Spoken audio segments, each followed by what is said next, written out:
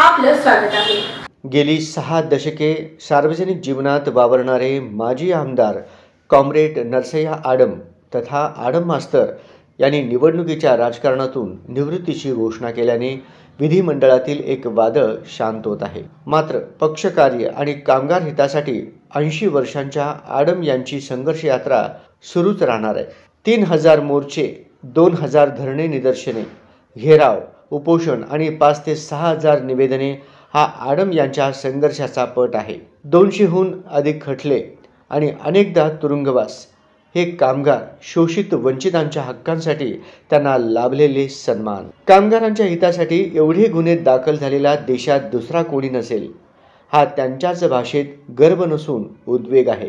कारण एवढे करूनही कामगारांच्या हाती फारसे काही पडत नाही हा त्यांचा अनुभव। बिडी कामगार आई आणि गिरणी कामगार स्वातंत्र्य सैनिक वडिलांच्या घरात दारिद्र्यातच त्यांचे बालपण गेले। शिक्षण सुटल्यानंतर वैद्यकीय कारणाने लष्करात भरती होऊ न शकलेले आडम हे वडिलांचे बोट धरून क्रांतीचे शिपाई झाले। वस्तीतील गरीब मुलांना शिकवणी घेणाऱ्या 9वी नापास आडम यांना मास्तर ही उपाधी मिळाली। ते 3 वेळा नगरसेवक, 3 वेळा आमदार तसेच मार्क्सवादी कम्युनिस्ट पक्षाचे राज्य सचिव आणि केंद्रीय समितीचे सदस्यही झाले।